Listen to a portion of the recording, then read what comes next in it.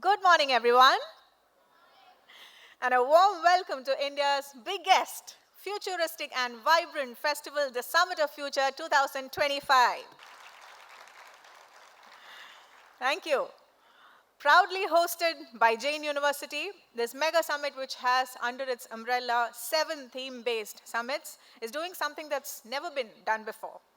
It's not just giving us a glimpse into the future, but it is engaging us such that it will open new pathways into the future. So are you ready for that? Are you ready for the future? Yes. I am Ardra Balachandran. I'll be your Master of Ceremonies for all 7 days starting today at this venue, which is our first venue, Venue 1. And as I mentioned earlier, we have 7 summits under the Summit of Future 2025 umbrella. And today we are kickstarting the Future Education Summit here. Our vision is to transform education systems through innovative practices and technologies, and we have gathered education leaders who are focused on exactly doing that. They're all sitting here right in the front rows. So there is no further ado, we are getting started. But before I introduce the first knowledge session and the speakers who are going to come on stage to speak to us, it's my pleasure to bring on stage our guest of honor for this day, Day 1 at Summit of Future 2025, Ms. Shalini Medapalli. Welcome on stage, ma'am. She's the Deputy Head of Mission with the British Deputy High Commission, Chennai. It's such a pleasure and privilege to have you on stage, ma'am, and we'd like you to kickstart this day with a few words. Thank you so much.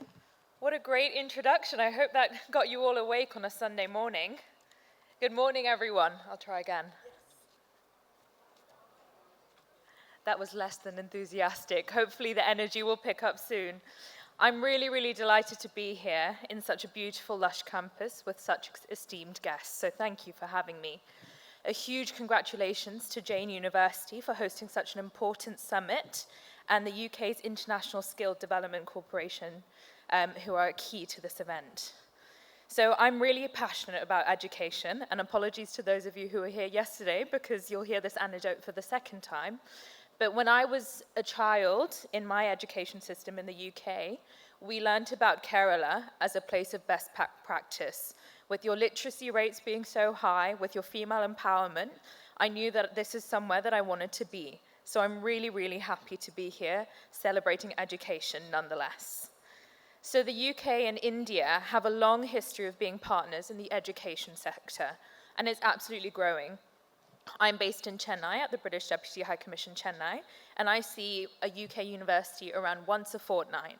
So we have lots and lots of interest. The UK education system is very strong, so 4 of the world's top 10 universities reside there. This is something to consider when you're thinking about careers. The UK is a really great place to study. Universities are also doing more research than ever with partner institutions. A good example of this that I work on is the UK government funds something we call catapults. They come here and they partner with Indian universities to produce high-value innovation and also professional institutional knowledge. That seems to be what you're also doing here at Summit to the Future, so I'm very impressed. Indian students form such an important segment of international students studying in the UK, and I really encourage you to think about education in the UK. So I think a lot of you are students. I'm again going to see how engaged you are. How many of you have been to the UK? I'm going to put my hand up. I've been to the UK. A couple of you have been to the UK. How many of you are interested in going, be that for study or just for a holiday? I'll put my hand up again. Amazing. That's so encouraging. I really look forward to having you. Let me tell you a few of the options you can take to get to the UK, either professionally or as a student. So do engage with the British Council, who can help more. The UK also has a government scholarship scheme called Chevening Scholarships. It's been running in India for around 40 years and has brought over 50,000 future leaders from 130 countries to the UK. There's around 65 Indian scholars that we have go every year to the UK, and these are the bright and the best of India. We also have executive programs for the professionals in the room. These are short-term and are definitely perfect for people like academics. This year, we also have a scholarship scheme called the Great Scholarship Program. And every year, we run the Young Professional Scheme. And this is for 18 to 35-year-olds, Indians. And there are around 3,000 visas that we offer. So these are just a starting point. You can get to UK in many different ways. And I mean, education here itself is so brilliant. So study hard, work hard, use the summit as a place to garner knowledge, exchange knowledge, and network. I wish I could stay longer, but all the best to you all. Thank you. Thank you, Ms. Shalini. Those were exactly the words that we needed to listen to kickstart this day one at the Summit of Future 2025. And as our guest of honor, she will now be commencing the proceedings on stage with an auspicious ceremony, which is the lighting of the lamp. And we request the speakers of the first session on this stage to join her, our guest of honor, on stage, starting with Dr. Vandana Kalia. Yes. She's a scientist F with Ministry of Science and Technology, Government of India, being joined by Mr. Deenu Khan. He's a machine learning engineer at Accenture. Welcome. Mr. Tapish M. Bhatt. He's the head of Asia Pacific Partnerships at Coursera. Welcome, sir.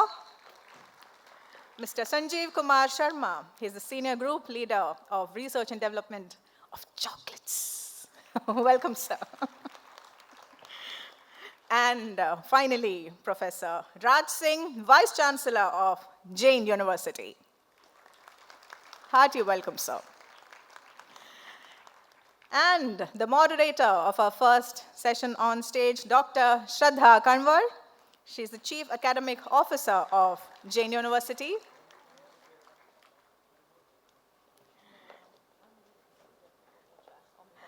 Ladies and gentlemen, we request you to step up and do the auspicious beginning on stage as we kickstart our day one, our Future Education Summit at the Summit of Future 2025. All great beginnings move towards light, from darkness to light, as we know.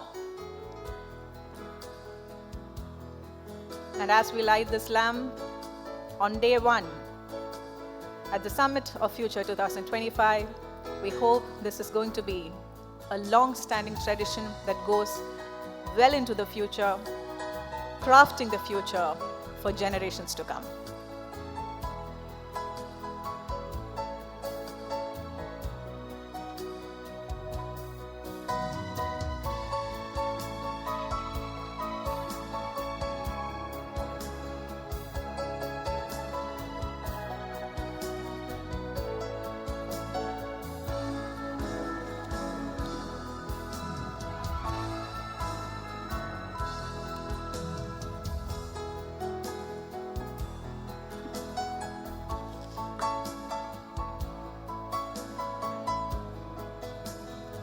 Ladies and gentlemen, that marks the beginning of the Future Education Summit, day one, track one at the Summit of Future 2025.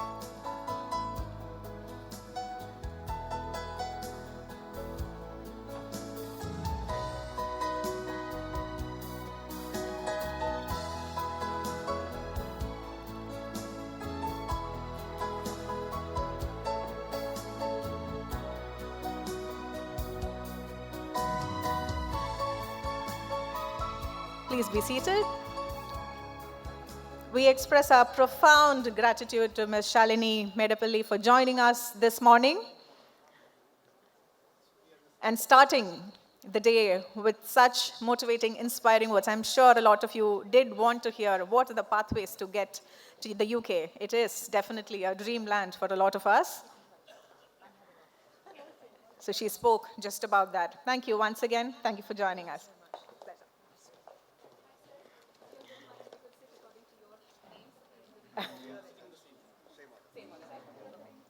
That's great. All our speakers are seated and set. So we speak a lot about artificial intelligence these days, but then, how do we integrate all of that into classrooms? We have to go beyond the Blackboard. And of course, we have to do that by developing adaptive learning platforms, personalized education pathways. There's a lot of work to be done. And that is all of the themes that these celebrated, acclaimed speakers are going to dive into, and this session is going to be moderated by none other than our own family member, Dr. Shradha Kanwar, who's the moderator, Chief Academic Officer of JAIN University. I now hand it over to you.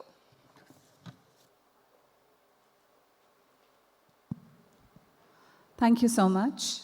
A very good morning, everybody. Beyond the Blackboard is a beautiful concept, but before we delve deeper into beyond the Blackboard, I just wanted to begin this because today is India's Republic Day, and we are all celebrating a very beautiful moment in our history.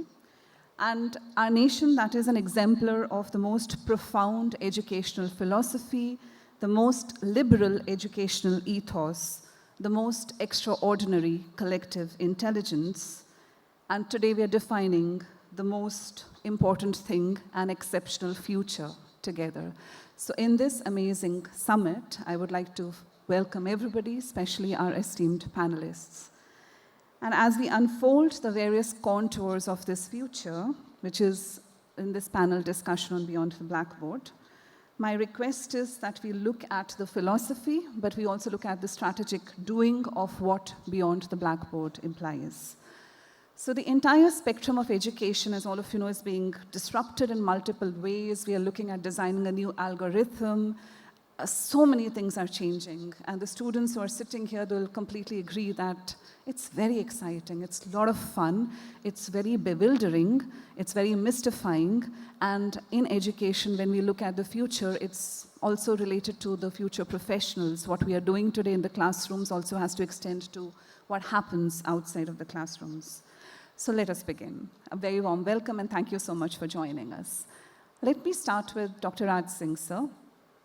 If the metaphor of the Blackboard was representing education of the past, what do you think represents the education of the future? Thank you and good morning, everyone. My distinguished co-panelist, happy Republic Day to everyone. I agree that Blackboard is something which represented the old one or represented the time we studied or we were the students. And it's changing and changing for the good. I always like to talk within the concept of framework.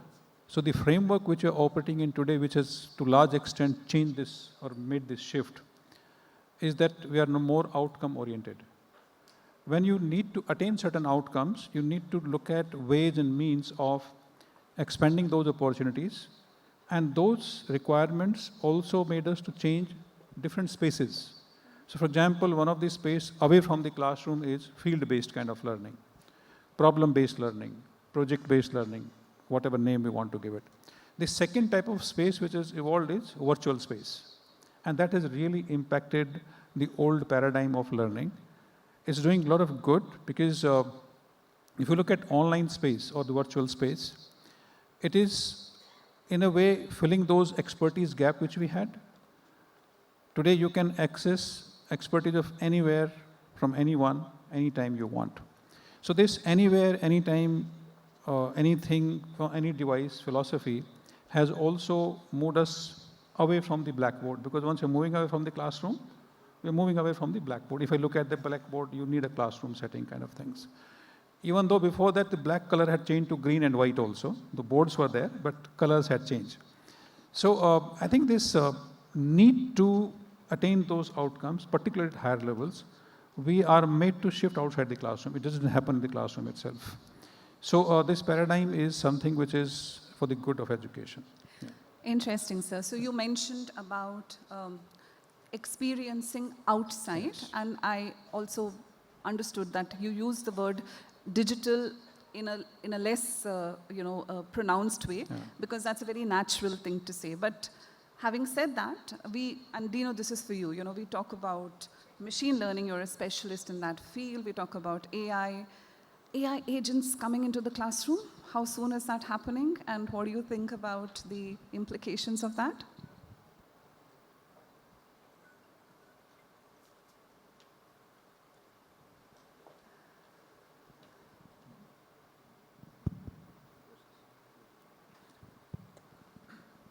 you so much, and good morning, everyone. So if we talk about the AI agents, these are already here, actually. And if we talk about how these are going to help students and universities, we don't have to do much of the work. AI agents will be doing all of the work. For example, if we want to curate the whole subject and how students will be learning these subjects in a curriculum way, so we just have to tell these agents, okay, this is the subject, and we want to learn this or we want to teach this. So it will tell you the best way possible how this will be benefited to the students and the teacher as well. Interesting. So we talking about agentic transformation, you said it will be handed over to the student, and that also brings me, Dr. Vandana, to a question on the future of work, the gig economy, the connection of what we are doing beyond the Blackboard in the environment of an education, leading it to, the future of work. So your thoughts on that? Yeah, first of all, thanks to JAIN University for inviting me over, and I'm very pleased to be part of this Future Summit, because I believe all the themes are very relevant to what the government of India, or I'm sure government of Kerala is also thinking. All the states and central governments are thinking. That's Viksit Bharat. And when we talk about Viksit Bharat 2047, education plays a pivotal role, because we are the youngest country in the world. So a country where we have so many students, and what I believe that when we talk about technology and education, then technology should lead to an education which makes student, skill. The deficit in skill and the job, that should be overcome by the technology that is coming up. When we're talking about AI or virtual reality or AR and VR, what we expect is that those should address the problems of the industry, because they always complain that they don't get skill-ready, well-trained students. So I believe that with the technology, we should try to bridge that gap, see if we can develop some kind of a simulation labs or innovation labs where the students can have the feel of the industry environment. They can understand the industry environment while being in the labs. They can they can see the complex operations of an industry, and they can have the real experience of how industry should work. I believe all the edtech companies and even companies like yours, which are working on the software system, should work on those kind of a simulation models and innovation or a prototype labs. So that is what I believe. Yeah, so you're essentially saying how do we augment the experience, and how do we therefore reduce the deficit between what industry? Experiential learning. Interesting, yeah. There was this World Economic Forum discussion that was happening recently, in which they said that this is the last league of CEOs who are going to have a human workforce, because it's going to be replaced with, again, there's so much of speculation of the future of jobs. Tapish, from Coursera, we talk about continuous learning being a very important focus area. In India, we're talking about improving the gross enrollment ratio. We're talking about improving our workforce, the demographic dividend which comes through continuous learning. Would you like to highlight something on this particular aspect of the future that is learning-centric? Okay. So Coursera was started by 2 academics, right? And always our mission has been that the best quality learning should be available to anybody, anywhere, without any barriers, right? So that's the motto that we've been going after with for the last 12 odd years. What we've been able to do in these last 12 years is bring the best of the world's teaching to anybody and everybody. We were talking about blackboards. I believe that the new Blackboard is your screen, right? On your screen, any student has access to any of the world's top universities. Shalini talked about best of the UK universities. Some of the best of the UK universities, including Oxford, including University of London, have courses on Coursera. So if you want to just experience how a University of Oxford teaches or a University of London teaches, you can probably just go to Coursera and do those courses. Now with that, what we've also done in the last 4 years is we realized that a lot of Indian universities have that kind of a global caliber. So we started partnering with Indian universities with the aim of taking them global. So we partnered with some of the top institutes like IIM Ahmedabad, IISc Bangalore, IIT Bombay, BITS Pilani, IIT Guwahati. And now you will find courses from these universities that any student in India or abroad can take. I'll just give you a couple of statistics. So IIM Ahmedabad launched a couple of small, 10-hour courses on Coursera that have about 300,000 plus learners around the world right now in 199 countries. So anybody around the world can get access to Indian learning, right? We have 2 bachelor degree programs. One is a bachelor degree program in computer science from BITS Pilani. One is a bachelor degree in data science and AI from IIT Guwahati. This is meant for students who want to study these topics, but probably because of their JEE ranks, because of their circumstances in life, could not get to an institute like that. So that you can access that level of learning, that level of teaching by being in your home. I can give you one small statistic here. 35% of the students enrolled in these 2 bachelor degree programs are also doing another bachelor's on campus. So you might be in your home state, in your home city, you might be doing another bachelor program, you might be doing a BTech, but you want to do computer science, you can in parallel enroll into either of these 2 programs and get that quality of teaching and get that quality of career outcome.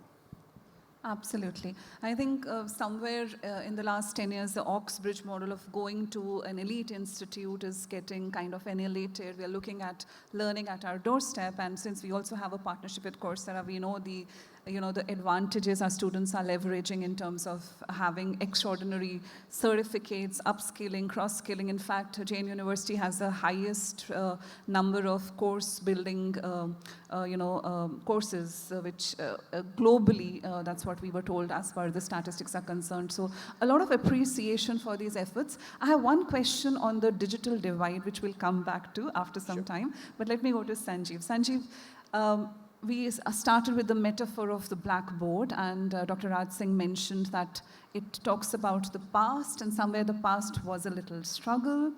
At the same time, I think all of us would recognize that there are certain beautiful traditional practices which are also so important to retain in academia, to kind of strengthen and kind of reapprehend. Your thoughts on that? Again, thanks everyone for this opportunity.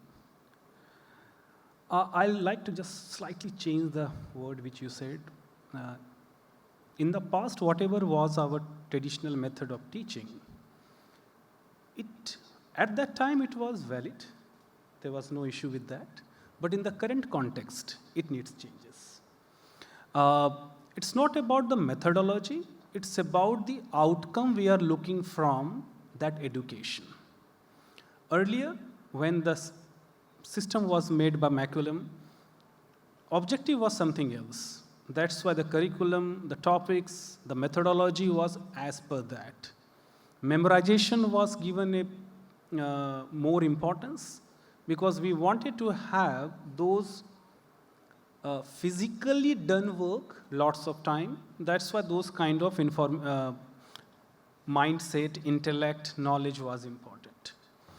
But in the current context, which is changing every day, the environment is changing, the requirement is changing. That's why we have to rethink on the method of education or imparting education. But still on the foundation which has been made in the past. While memorization is not that much important, where information we can access in a second, but the discipline and the structure is still required. While I'm from corporate world, we always talk about flexibility. Flexibility is in terms of your work, when you want to study, wherever you want to study, but discipline of study needs to be there. Tapish mentioned that now the Blackboard has become the screen. We should utilize that flexibility. I don't want to study only that from 9 o'clock to 3 o'clock, that is my school time. I want to study, I'm a night person, I want to study at night. That flexibility can be done from the screen-based Blackboard, but discipline to study every day, it's required. Very nice. I think 2 important takeaways from the current discussions, deliberations we've had, I think one is the timing and the contextualization of anything future is also related to the ecosystem, because education is the microcosm of what happens outside. So if there's a societal change, there's a geopolitical change, there is a digital landscape that is prevailing, it will have its implications. But when we said, can we reapprehend some of our traditional practices, it probably means about things like discipline. So discipline doesn't change in any lifespan, in any paradigm. Ability to be disciplined, have a certain focus towards certain things. And this is for all our wonderful students also who are seated here, that sometimes we feel that, oh, we don't have to memorize, but that's okay. But you have to still be disciplined to, give that due time to gaining new knowledge or acquiring new skills, right? So let's continue this discussion with Dr. Raj Singh. So there is a constant fight, or if it's not a fight, it's a very tacit kind of a friction between cerebral intelligence and computing power. So, we do celebrate that computing intelligence, and we call it alien intelligence, we call it lots of names, but I think we all understand what it is all about. What is happening to our human qualities, human thinking, and is that also important when we talk about education future? Let me build a framework again. When I say about digital or technology in education, it needs to be understood not only information technology. It also involves a lot of systems and processes that also comes under the definition of technology. In fact, if you look at when you moved from engineering to technology, we didn't understand what this transition meant, because technology is also inclusive of systems and processes. And when you develop systems and processes, a lot of things which are innate in human beings do not change, they remain. Only, as was pointed out, the mode of delivery may change. The second concept is that all the repetitive work, mundane work, cannot be relegated to technology and the digital kind of education process. But I think more important today would be the way in the change environment complexities are increasing. If I start counting, if I can remember all of them, post-2020, we have academic Bangkok credit, we have multiple entry system, we have accelerated and extended degree possibility, we have possibility of pursuing 2 degrees simultaneously, additional certification simultaneously, and now it is forcing us to go for examination evaluation reforms. How do you manage this complexity? And the other thing which is coming, that assessment examinations particularly are no more an offline activity, that somebody like an audit who comes from outside and gives you that, put a label on the student. I think it's becoming a partner in the delivery of education. So analytics-based or data-based decision-making is also forcing us to look at those technology tools which we have available with us. It should be seen in that context. And this complexity handling is, according to me, the most overwhelming kind of task at our hand. Whether technology can really help us. If you look at the products available in market, we've been some of us have evaluated, some are evaluating, some of them are struggling to use them. They're basically products developed with an industry focus, and they're being adopted as it is in the education sector, which somehow is at conflict with what we need and what they have to provide. So a lot of customization has to take place there also. Very interesting, sir. So on one hand, the industry is unhappy with, as skills coming from academics. So they have right not to be happy with us, but you also have right not to be happy with them. Yeah. So I think it's a question of sitting together. I often say that being offline, suppose they develop a product in the industry, they may not be of real help to us, to be very frank with you, unless they are working with the academia 24/7 on campus with the faculty, with the student, nothing much will really happen. They need to understand what we need, rather than developing offline and simply selling a standard product. So it's not an outsider's view that is important, but to be immersed in that particular educational ecosystem and then come out. That is where innovation happens, right? That's where innovation happens. And genuinely, most innovation has come from universities and educational institutes. I mean, we have a lot of historicity on that. Just continuing this part of what Dr. Singh emphasized in terms of, the the implications of reforms that happen in education because it's a need of the hour. So we change the way we teach, we change the way we design our curriculum. We also change our model essentially in our university. We are very excited about entrepreneurship. So we're looking at dimensions of technology intersecting with this whole entrepreneurial intelligence and mindset. And in that one quality, because you mentioned discipline, we have this whole focus on self-directed learning. We talk about pedagogy, andragogy. We're also talking about heutagogy, which is more self-focused. But in all these circumstances, when we look at a digital landscape, or if we talk about inclusivity coming as a very important factor, what are your thoughts? I'm going to ask Sanjeev and Tapish your thoughts on, is the future going to be more inclusive, or there will be a more divide because of access and accessibility? So you both can please share your views. In terms of inclusivity, if you allow me, I would like to give a different perspective, not from the digital perspective. And it is required in the current scenario when sir is talking about entrepreneurship. We all are talking about practical knowledge. We are talking about skill development. A totally different philosophical scenario I'd like to put. When we talk about education, if you see, generally we divide a person only into two categories. Literate, which means a person who is capable of writing and reading, and educated. At least for educated person, there is no clear demarcation, but at least we consider someone as graduate. We are missing one more class, which is skilled. We should have three classification in the hierarchy of educational ladder: literate, skilled, and educated. Why I am saying this?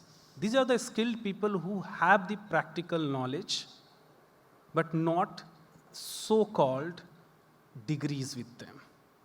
How we are ready to include them in our society with the same respect which we have for an educated person. I would like to give a simple example. A person who has spent 10 or 13 years of learning a traditional sweet making from his father, that person will not be called an educated person, but a student who has passed from hotel management course cannot make a better even sugar syrup. They have a better societal acceptance. I would like to highlight this point on the inclusivity. Let's bring a skilled person as equivalent to educated, because we are, as an industry also, we are looking for fresh graduate, but we see that they don't have practical experience and we have to train them. We all are sitting here on top of your educationist. How we can bridge this? Can the practical knowledge be equivalent to a degree? A person who has spent 13 or 14, 15 years in making sweets, he has already done PhD in making sweets. Why he or she needs to have an official degree? Why degree cannot be imparted? So that's inclusivity, not digital gap. I wanted to bring here. Absolutely. So I think when we talk about inclusivity, is all pervasive, and in this context, I think our recognition of prior learning, which is a recent development, if you look at the actually National Credit Framework, it gives you equivalence to your prior learning or earning through some different mode. For example, skills learning or experiential learning. There's a framework which has evolved now. So for example, if somebody passed class 10th and instead of going to 11th and 12th class, went to work and work for 4 or 5 years in a family business or with father's business or anywhere else, after a few years, if he is able to gain experience which can be termed equivalent to 10 plus 2, can be taken to graduation. This is already happening. The second thing which is happening, which you pointed out, see, earlier skills were seen in different context. If you look at when this revolution of NSDC came, which largely remains a failed mission, apologies if somebody is involved in this, because little happened on ground. Knowing is not equal to doing. We need to understand this. So what happened was that the skills which are meant for 8th and 9th class, or maybe 10th and 11th class, were pegged at university students. It didn't serve the purpose. While it clocked certain number of hours and number of sessions conducted for skills, certain amount of money was spent, it didn't serve the purpose, because at university level, you need commensurate level of skills. So now the education continuum has been defined in terms of levels from nursery class to PhD. So let's say first 3 years being 0.1, class 5 is 1, 8th is 2, 10th is 3, 12th is 4. So they come after level 4 to us. When you give recognition to prior learning, we need to assess whether it's at the same level, level 4 or above. Then only we can move them laterally. So earlier the concept was if you get into skill stream, you remain there. Let's say polytechnic or ITI kind of things. But now the government says no more. Let them move laterally from unskilled to semi-skilled, from semi-skilled to skilled, and then move forward in the regular education stream. The third thing I would like to mention in this case is that skills is not same as education. We must emphasize on skills, but not at the cost of education, because skills are for a time limit, they have a shelf life. Education is for whole life. Both cannot be compromised. We need both of them. And therefore, it brings me to another issue. See, all of us have been in this field for many, many years and decades. Does the body of knowledge remain the same? So much of research is happening, and every day we find some addition to body of knowledge. And the old concepts are not going away. So it means we need to learn more amount of things in lesser time. Now there's a pressure to finish things quickly. Industry says we don't have to waste 3, 4, 5 years. We can take them if they have the skills and we can put them on a particular trajectory of career.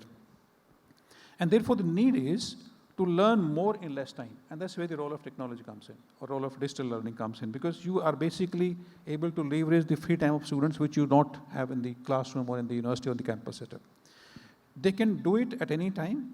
So you don't have to spend time in the campus teaching them theory. So that can be learned by students on their own from different sources, as was pointed out, from best of the professors all over the world. What I think campuses need to do is to focus on practical lab work, experimentation, which cannot be done by students perhaps online. You need that kind of setup. And then when I said that knowing is not equal to doing, once you learn, you see through research, it should be implemented on ground. And that's where I meant the field-based kind of learning has to be emphasized now. But just sensing that is a deficit is also interesting, because that's exactly what is also progressing. So, there's a connection between what should be done with skills and education being combined together. Tapish, to continue this question, when we talk about inclusivity or providing an equitable environment, and because your company has a digital specific interface, we're talking about definitely the students who get more access, but we're also talking about creators of knowledge. So if you look at Coursera, typically you have certain type of institutes that are only giving the best quality programs. How do you create a more extended community of knowledge creators in the platform? Okay, so I'll answer the first part first. When I look at Coursera today, 60% of our learners in India learn on mobile. And India has the lowest mobile data rates anywhere in the world, right? So anybody, anywhere in India can easily access courses on Coursera. They can come onto Coursera and, kind of learn anything. Most of the learning on Coursera is free. You only pay if you end up taking a certificate or something like that. So that's one way in which we are contributing towards making it more inclusive. The second is with the government coming in with the right to education and also allowing progressive universities like yours to stack in content from the best universities. That's another step towards inclusivity, right? People might be anywhere in the country, but they can learn from anywhere and also get it counted for credit. So there has been a strong government push towards equity and inclusion as well. How can Coursera contribute towards widening the base of our teachers on Coursera? That is something that we are working on, but that's a very slow and steady process for us because we want to make sure that anything that goes onto Coursera, because it's global by nature, right? We do not want to make it absolutely open. We want to have certain quality checks so that, any other university, if they take that course, they're completely assured of the quality of that. Whether it is learners anywhere around the world, they're absolutely assured that whatever is being taught is absolutely correct. So it's going to be a slow and steady process. I think we started with some 10 founder universities back in 2012, and by now we have about 200 universities in the world that are creating that content. In addition, we also have industry partners. So we started with top industry partners like Google and Meta, who started creating courses.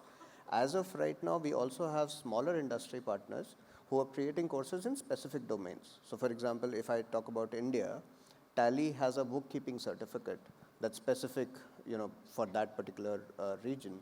Right, so we are also increasing that base, but that will be a gradual process. All right, thank you for that. In fact, Dr. Vandana, if you recall, just before the panel, we were having a conversation on how, so you represent the Ministry of Science and Technology, and you mentioned that how the performance of the person who is taking up a project is very encouraging to reinforce, the whole, granting of funding and proposals. My question to you is connected with what we were discussing, from a skill perspective. And if you look at scientific skills and scientific temperament and the mindset of children, because of easy access to knowledge, so we are inferring before we are experimenting. What are your thoughts on that?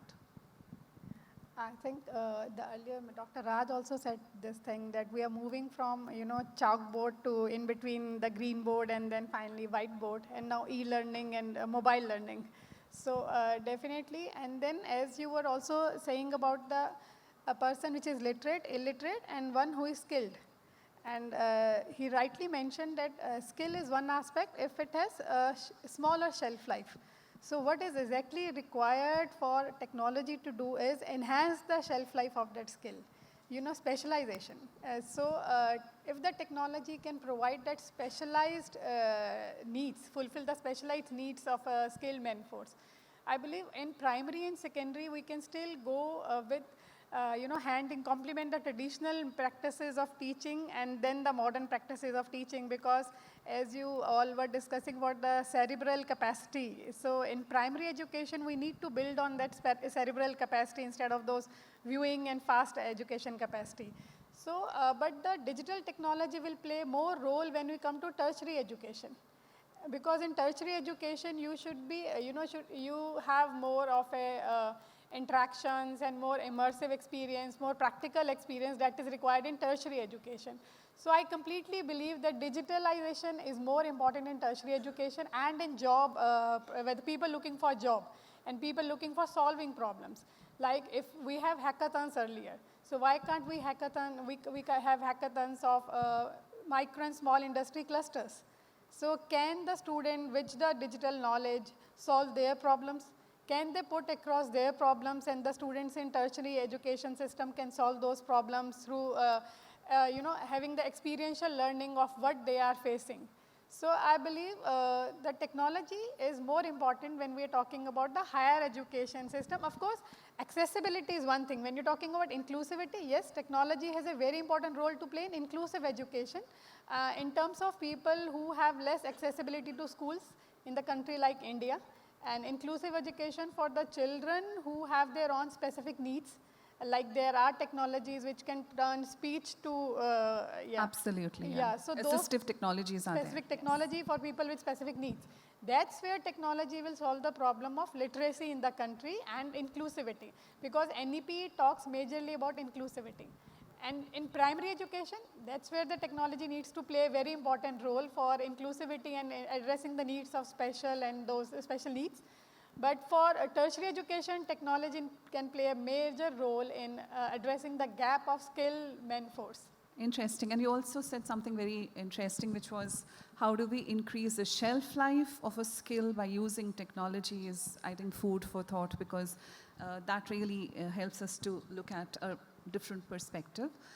In fact, when you talk about primary, secondary, tertiary education and the whole aspect of skill set, a lot of transformations are happening, and we are trying to connect what we do today, what we design today, with the jobs of the future. And when we talk about the jobs of the future, there are many areas like, gig economy, for instance, which we feel is going to become kind of very natural, very organic thing after 3-4 years. for that, when we talk about developing an entrepreneurial or entrepreneurial mindset within the students is very important. But Deenu, would like to hear your thoughts on the future of work connecting with education future. Of course, thank you. So I'll tell you, 2 years back, something happened which changed the entire world. 2 years back, ChatGPT was released and it changed a lot of sectors. It changed how we do the education, how we study, how do we write the code, how do we make the applications. And it is, since then, it was growing very rapidly at the exponential rate. So first we started with the text only. Okay, we can ask with a simple text, with a conversation. Then we started text to image. With a simple text, we could have created a lot of graphics. And then we moved on to the videos. With the simple text, we could now create a lot of videos with just a simple text, and from the images as well. And from the other aspects also, at the initial stage with the ChatGPT or other LLM tools, we could have write a single program. But today, we can create the entire application, the full stack application, with the help of these AI tools. So with this growing period of the technology in the rapid rate, we need to keep it up. We need to learn more. And at this point, as Dr. Raj was saying, in the less time, we need to study more. We need to know more. How do we do that? With the help of AI, with the help of technology. For example, I'll give you an example. Earlier, to build an entire application, it takes around 3 to 4 months or 6 months with a team of 15 to 20 people. But today, a single person or a team of 2-3 people can sit for 3-4 days and build the entire application, and they can deploy it in no time. So when the technology is growing at this rate, we have to keep it up. We have to keep up with this, and technology only can help in this way. Interesting. Right. Yeah, in fact, like you said, ChatGPT kind of created a big tsunami, and I think everybody interestingly happened. So we're almost towards the end of our panel, but before we wind up, we talk about future education skills, we talk about literacy for the future, we talk about fluency, and we talk about dexterity. And why I'm saying this, because somewhere there is this impression, because we talk about digital natives having a certain better understanding of technology, but a lot of research says that's not true. They might be more aware of technology, but the intelligent usage is something which is not very correct, so they'll need the mentoring and the guidance of the adults. So we'll close on a final round of quick points coming from everybody. I'll want you to be a little personal right now and tell that give me 2 words which you think about when you think about the future. 2 words, could be great, could be speculative, but 2 words which immediately come to your mind when you think about the future. Who would like to go first? And yes, Tapish. I can say equality of opportunity. Equality of opportunities, okay. Who's next? Okay, I'll go next. I would say you need to use technology in more ethical way, because this is going out of hand. Use it ethically. A future where we have equality of opportunities, a future where we'll use technology more ethically. So, degrees with expiry dates? Sorry? Degrees with expiry dates? Degrees with expiry dates, okay. There is one old line, survival of the fittest, but in the future it would be the survival of the fastest. The fastest to adapt, they will survive. Survival of the fastest. Very, very profound pointers coming here. Dr. Vandana. So I'll say that we should not miss the love for knowledge. So love for knowledge. Beautiful. So, ladies and gentlemen, as we turn the chapters into a new era where blackboards have transformed into different spaces, digital and non-digital, our deliberations that we are having shall really help us in creating an impactful future, because beyond the blackboard, beyond the boundaries of the classroom, there is a future which is more exciting, more fulfilling, more energetic, and more transformative. Dr. Vandana, Deenu, Tapish, Sanjeev, Dr. Raj Singh, thank you so much for your insightful views. May I request a huge round of applause for the members of the panel. thank you. Do we have some question answers if there are? We actually do have 5 minutes, so in case anybody has questions, yes, Perfect. we should do that. We have one hand up already. Can we have a cordless mic passed around, please? among the So I audience. request you to tell us who this question is addressed to so that we could...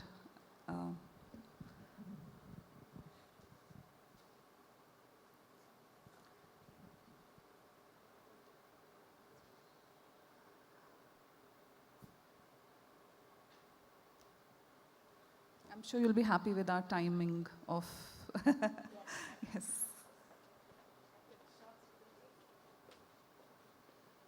Let me compliment for such an enriching discussion. There are two things I would like to quickly bring here. When we are talking of beyond Blackboard, to me, it looks more like shift from teaching to learning. If you look at our Vedic philosophy of education, it says that learning happens in 4 ways. It starts with the teacher in the classroom, but it immediately built on self-learning and further multiplies with the peer discussion. And finally, it ends with application. So it has 4 components. We had somehow confined it to and made it limited to classroom only, which was more centered to teaching. That shift we are seeing. Whatever we are looking from the technology point of view, it is increasing the accessibility. Now the time is collapsing. So you need not have a limited time to interact with your teacher. You can interact online or through digital media. Also, you don't have to go to library or limited scripts to access it. You can have it at any place at any time. Now, the question I am putting, it is more to Mr. Sanjeev and Madam Vandana, that on one hand we see that people are going to natural spaces. Somebody is studying how the ant build their residential spaces, how the nature multiplies, and that is way we are trying to build innovation. On the other hand, we are seeing that everything has to be on a screen. I see a conflict. Would you address it? Thank you. The question is that on one hand, we are trying to reach out to natural spaces and have that experience which is outside of the classroom. On the other hand, we also have this device usage, which is a constant, which is, so you're saying it's a conflict between these two things. Yeah, so that's why I said one has to have love for knowledge and passion for knowledge, because then you will not be limited to device. If your purpose for device is to gain knowledge, then definitely the person will look outside the device also to gain knowledge, because knowledge is more open. So the final thing is you still need to have love for getting some knowledge and information. And then you will not limit yourself to devices only. Yeah, to add to that point only, I'll convert that knowledge to information. In today's world, access to information is fastest and cheapest than any other time. Now, important is what we do with those information. How critically we analyze those information. How creatively we use it for solving our problem. So a screen is, for me, to access information as quick as possible, then apply those information and knowledge in solving our personal problem. Even by looking at how ants are building their houses, can I learn how I can build my house stronger, which is earthquake resistant? So access to information, which earlier used to take lots of time, going to libraries, searching through the literature, going through the index, now it has become within 5 minutes. So our efficiency has increased. Can we translate that efficiency in problem solving? That is how these two can go in parallel. Sure, sir. One more question very quickly, please. Yes, sir. And as the mic goes there and he asks the question, let me just add to this point. I think mindfulness is very important. Don't take a device when you go to the beach, and vice versa.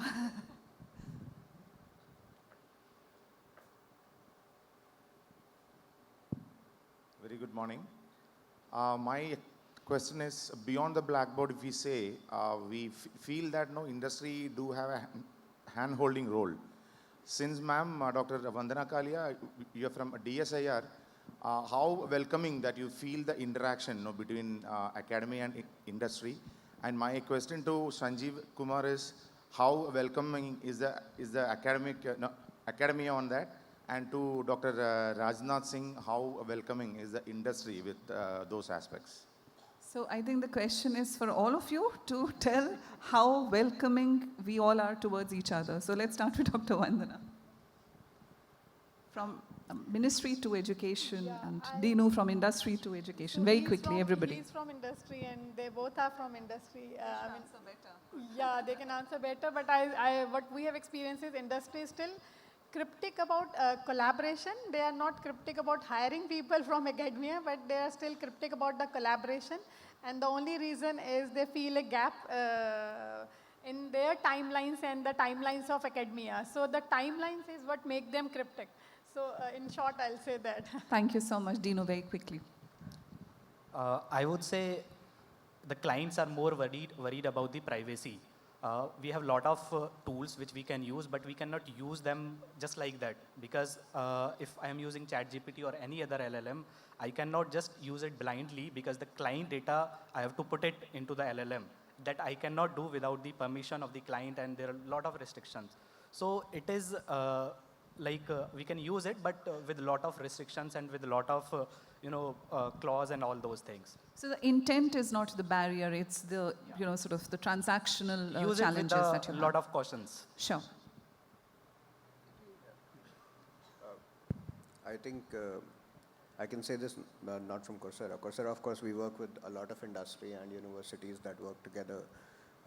But in my previous role, I was at IIM Ahmedabad, part of their incubator. So what I would say is,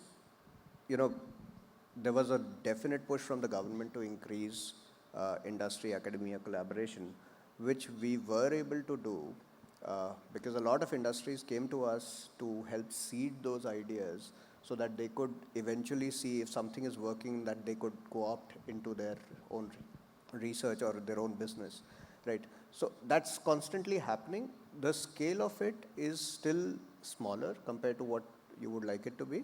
But, having these STPIs and incubators set up across the country, that is the first step in that direction. Over a period of time, as quality improves on both sides, it will end up being better.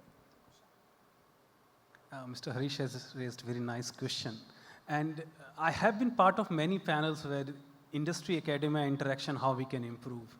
Based on all the interaction, we don't have time. I can only say that we both have to come, sit together, but not as a representative of academia or industry, but a problem solver. If we think through, there are lots of gaps. I agree that, and there are lots of limitations the way we are looking into the problem. My request would be really, we both have to come together, sit on a table, but not as a representative of industry and academia, but a thought leader to solve this problem. But there's a problem, but there is also acceptance. We are looking for it. Thank you. Last words from Dr. Raj Singh. See, there's no denying about that the three parties have to come together and sit down to find solutions. I would put it different way. Whatever research we do, supported by DSIR and other agencies, we come up with ideas, framework, solutions. What we want from industry is that we need an opportunity to those concepts to be tested for problem solving. And second thing we want from them, we don't want money from industry, to be very frank with you. We want problem statements. We want how our students can sit down and work on those statements and issues to find solutions. This kind of collaboration, I think, will enrich the learning, and we'll move from theory to skills and to practice. So I think good heads to solve great problems of the future. Thank you so much once again. Sorry. Yes, sure. Just in a lighter note, what Sir please, said, please. how I used my mobile to enjoy yesterday's program, which was cultural program, and gain my knowledge. There were many students or artists who performed different traditional and classical dance from different states. I didn't know everyone. I just took the picture, put in the Google. I came to know it is Which form of dance is it? Kathakali, it was Mohiniyattam, it was Odissi. This is the way I enjoyed the program and gained my knowledge with my mobile. Great. Thank Yes, you. Dr. Thank you so much. What a great roundup for an invigorating discussion indeed. Thank you, ladies and gentlemen, for that conversation. So many diverse perspectives, and one point that became apparent is that it's a long way of collaboration lying ahead, and we do have problems to solve, but we do definitely have sight of solutions as well. And on that note, I'd like to bring on stage our respected Pro-Vice Chancellor, Professor J. Lata, to present our tokens of appreciation to all of the speakers on stage, starting with Dr. Vandana Kalia. We just listened to a fascinating conversation with so many different perspectives. I think we owe it to them with a loud round of applause as these mementos are being presented. Dr. Vandana Kalia from Ministry of Science and Technology, Government of India. She's the Director of Industrial Research and Development Program. So proud to have you here, ma'am. Mr. Deenu Khan, he is a machine learning engineer with Accenture.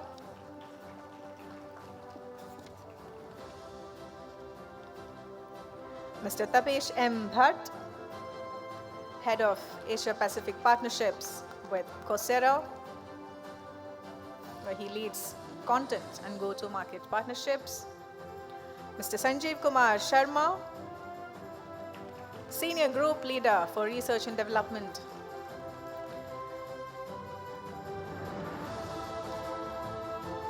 Professor Raj Singh, our own Vice Chancellor of JAIN University.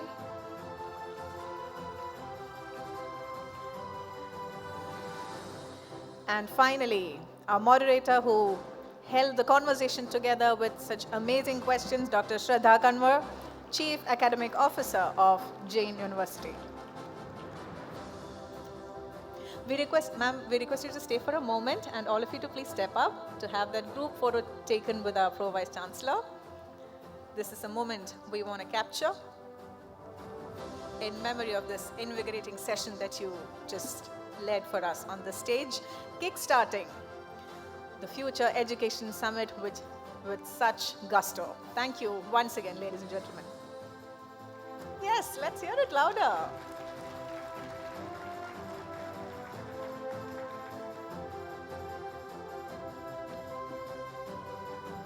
Thank you. Thank you once again.